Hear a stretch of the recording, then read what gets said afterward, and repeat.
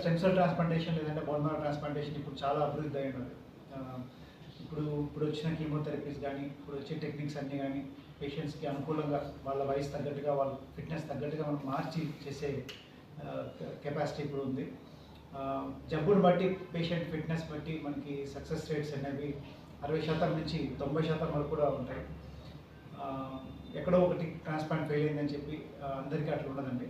ఇప్పుడు కూడా ట్రాన్స్ప్లాంట్ మన ప్రాబ్లం అయిందంటే ఆ పేషెంట్ ఎవరు ఏ కండిషన్లో చేసుకోవాల్సి వచ్చింది, పేషెంట్ ఫిట్నెస్ ఎట్లుంది, ఆ జబ్బు ఏంటనేది చాలా ఇంపార్టెంట్. అన్ని జబ్బులు ఒక రకం కావు.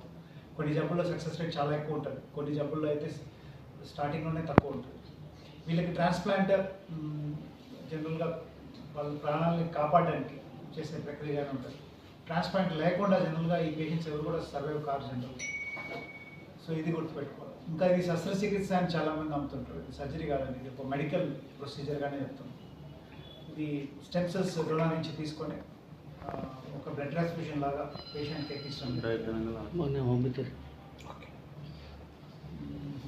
సో ఇంకా హెమటాలజిస్ట్ అనే డాక్టర్స్ కూడా చాలా తక్కువ ఉన్నారు. సో దానివల్ల కూడా చాలామందికి ఈ పర్ఫెక్ట్ వైద్యం అనేది తక్కువ అందుతుంది. ఇంకా మన స్టేట్లో కానీ ఈ హెమటాలజీకి సంబంధించిన కోర్సులు కానీ గవర్నమెంట్ ఏమైనా స్టార్ట్ చేయగలిగితే ఇంకా అనేక మందికి ఈ స్పెషలిస్టులు అందుబాటులోకి వస్తారు. అది కూడా హెల్ప్ అవుతుంది. అవయవాలకు వచ్చే క్యాన్సర్స్, బ్లడ్ క్యాన్సర్ ఇప్పుడు సపరేట్ చేసే మోడల్. ఈ జీర్ణాశయకి సంబంధించిన క్యాన్సర్ కానీ గర్భాశయ cancer, ovarian cancers, breast cancers, ఇంత అంటే శరీర అవయవాలకు వచ్చే క్యాన్సర్స్కి చాలా మటుకు ఫ్యామిలీ జనరల్ పేరెంట్స్కి వచ్చినప్పుడు పిల్లలు రావడం, లేదంటే మన అలవాట్లు, ఆహారపు అలవాటు, మనం తినే ఫుడ్, మనం ఉండే వాతావరణం, ఇవన్నీ డిసైడ్ చేస్తాయి. బ్లడ్ క్యాన్సర్స్ అట్లా అది ఏం డిసైడ్ చేయవు, అది ఉన్నటువంటి వస్తాయి.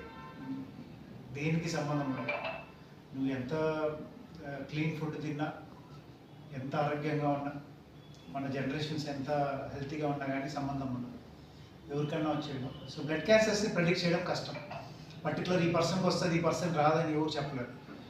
అదే హెల్తీ లైఫ్ స్టైల్ లేకుండా ఏది పడితే తినకుండా, ఫ్రై ఫుడ్స్ తినకుండా, లేకపోతే ఎక్సర్సైజ్ చేయకుండా వెయిట్ ఎక్కువైపోయి, ఆల్కహాల్, స్మోకింగ్, వీటన్నిటి వల్ల వచ్చే క్యాన్సర్స్ అయితే క్లియర్గా జీర్ణాశయ క్యాన్సర్లు, లంగ్ క్యాన్సర్స్ ఇవన్నీ ప్రెడిక్ట్ చేయొచ్చు.